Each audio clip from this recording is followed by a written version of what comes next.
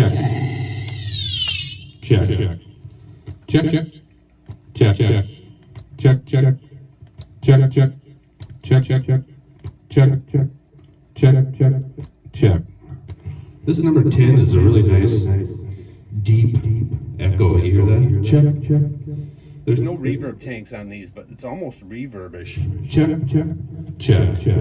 One, one, one, one, one. I mean, that's a real milky, thick reverb, isn't it? Check, check, check. 1, 2, check, check, check, check. I mean, that really replicates a spring Reverb sound, in my opinion.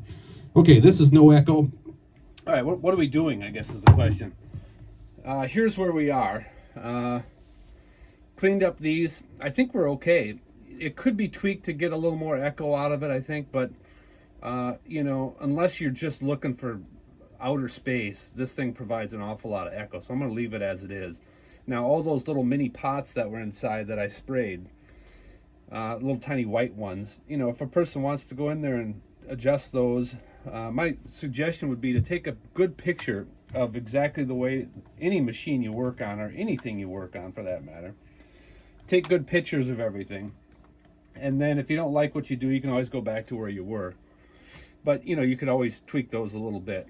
And so I found, I bought this a while ago for the purposes of completing these sets, and wasn't quite working, so I opened this up and got the switch. Just needed to be sprayed as well. Check. Check, check, check, check, check, check, check, check, check, check, check, check, check. So as you can see here, check, check, check. Oddly, there's a faint echo still audible. You hear this? Check, check, check, check, check, check, check, check. So the foot switch doesn't completely kill the echo, but almost. I mean, it's basically barely audible. So That's where we are. We're kind of babbling our way through this a little bit, people, but I think you're getting the gist. What I'm going to do is button this thing back up and take a couple more pictures of it for the listing, and I'll roll these two tapes up. One of these is the original that was on it, and again, it was still sounding okay with that one. That's the original. It's got the chrome joint. This is another one I made for it. I'll roll these two up and put them in this tape case. Roll the cord up, and I'll do another quick demo maybe, and then this thing's going up for sale, but it's a beauty. Let me pull this off and just kind of show you. But it's, you know, looking fantastic. Oop. We can use a little bit more spray in there. We'll clean that up a little more.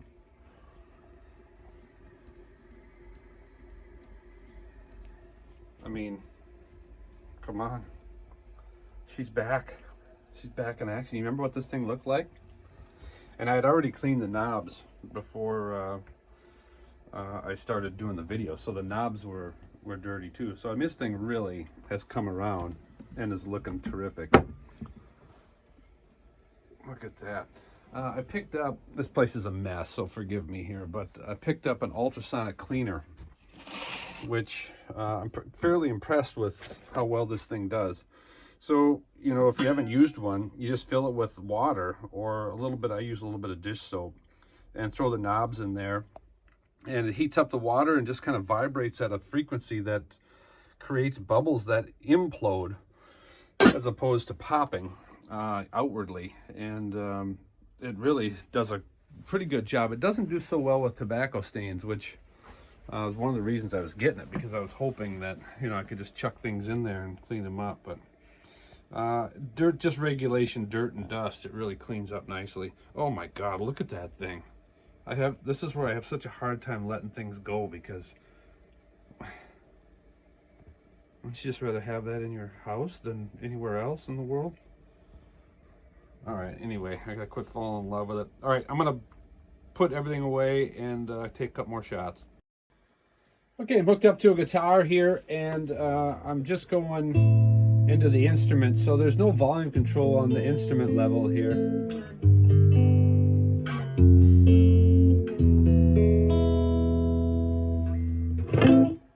So now I'm just using this thing as a preamp, essentially.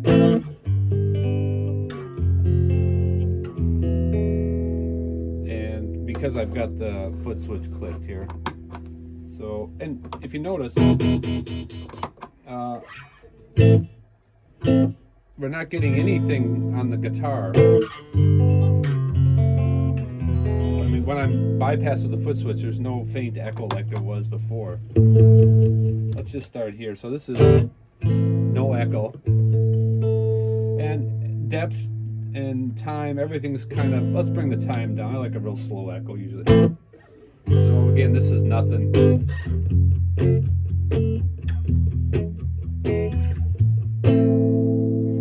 One.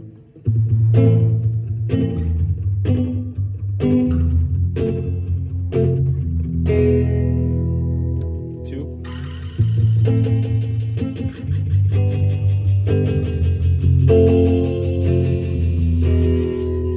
Three.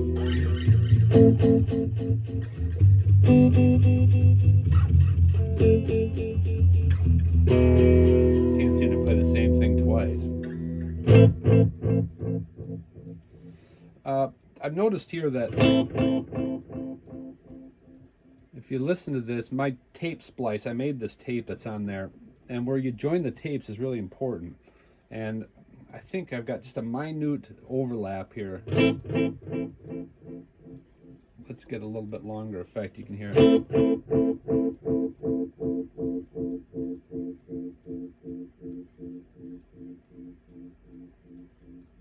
It actually sounds pretty good, but I noticed when the tape right there, when the tape union comes around, you hear a little bit of a sound there. All right, we got just a tiny bit in here yet. Let's get it one more.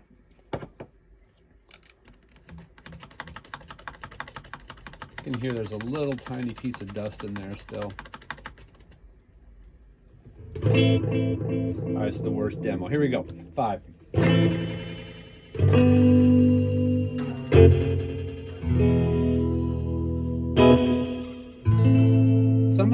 Some of these machines more than others get a real metallic-y feedback sound to them. And this does it on some settings, you know.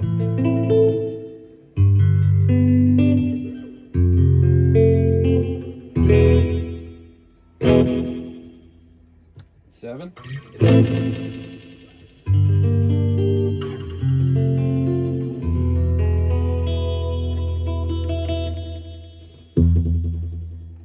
Eight.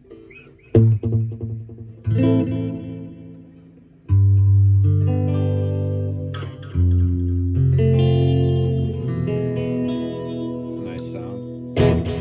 9.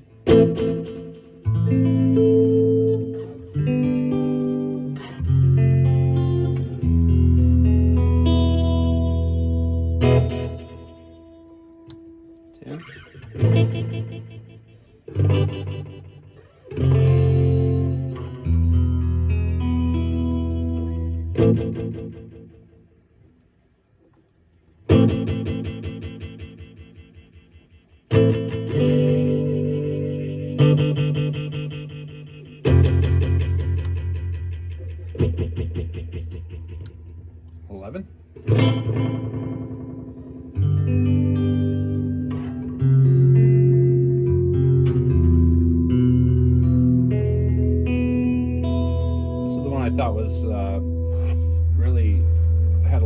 reverb sound to it, in my opinion.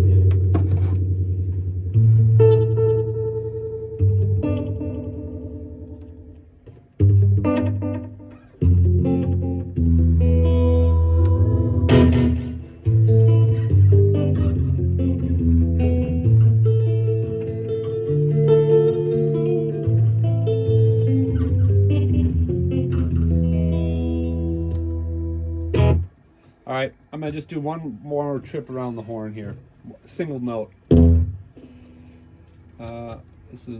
Let's get some effect on there.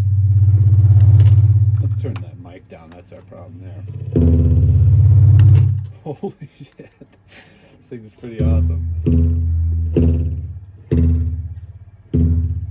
So there's one. All right, two.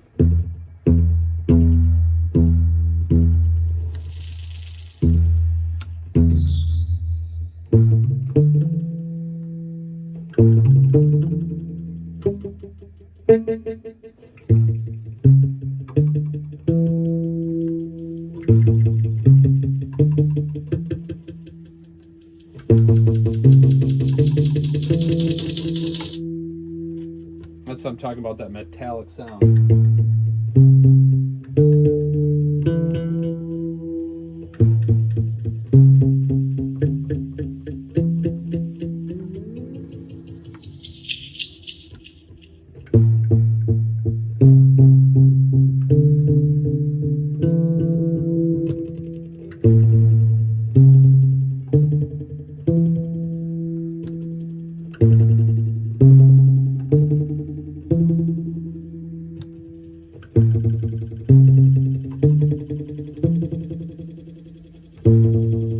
It's a real bouncy swell sound.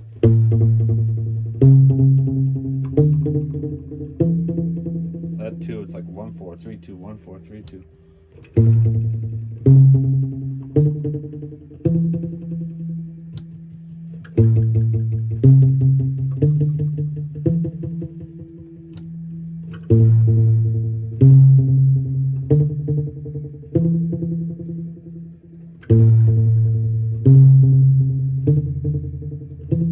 Man, I really like that one. All right, we're back to no echo. There's our foot switch again.